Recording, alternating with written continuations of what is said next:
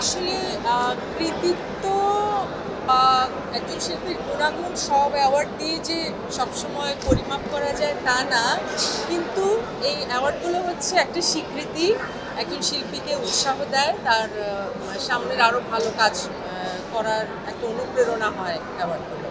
একজন শিল্পী হিসেবে আমি বলবো আমার কাছে সব পুরস্কারেরই একটা গ্রহণযোগ্যতা আছে। আজকে যে ছোট পরিসরে করছে সেও এক সময় অনেক বড় ভাবে কিছু করতে পারে। কাজে আমি একেবারে রাষ্ট্রীয় সম্মান থেকে শুরু করে যারা নতুন শুরু করেছে তাদেরকে পর্যন্ত আমি সম্মান জানাই। আর কাউকেই ছোট করে দেখাটা মনে হয় ঠিক না। এটা তো আসলে মিক্স করে দেওয়া হয় অ্যাওয়ার্ড, শুধু সঙ্গীতের জন্য তো দেওয়া হয় না, মিক্স করে দেওয়া হয়, সব সেক্টরেই পুরস্কৃত করা হয়। বাট শুধু সঙ্গীতের জন্য এটা একটা ভালো আইডিয়া দিয়েছেন, এটা করা যায়।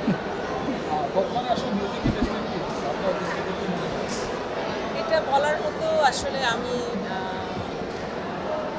জায়গাটা মনে হয় নাই আমার।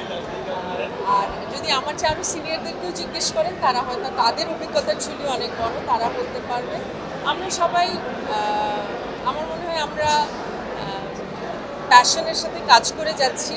যখন যেরকম সিচুয়েশন আমরা সেই সিচুয়েশনের সাথে খাপ খাইয়ে কাজ করে যাচ্ছি, এটার জন্য অ্যাটলিস্ট আমরা শিল্পীর একটা বাহবা পেতে পারি। আর বাকি কি সিচুয়েশন ভালো মন্দ আগেও ছিল, এখনও আছে। কোনো কাজ অনেক ভালো হয়, কোনো কাজ অত ভালো হয় না। আর যে কোনো শিল্পীর কী হয় জানেন, আমরা আজকে একটা গান রেকর্ড করি, 2 দিন 3 দিন পরে ওই গানটার নিজের কাছেই ভালো লাগে না, মনে হয় যে এই গানটার এই জায়গাটা সুন্দর করে গাইতে পারতাম, ওই লাইনটা আরও একটু ভালো হতো। কাজেই 100% স্যাটিসফাইড কিন্তু আমরা কখনোই হই না। ওই যে একটা অতৃপ্তি থাকে, ওটা থেকেই শিল্পী পরবর্তীতে বেটার গায়।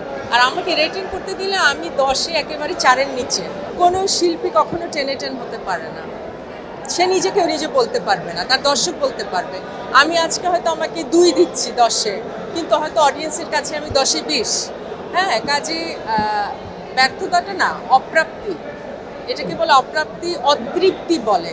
যে আমি যে গানটা যেভাবে গাইতে চাচ্ছি বা গাইতে পারি সেভাবে আসলে সবসময় গাওয়া যায় না, মানে মনে হয় যে আরও ভালো হতো।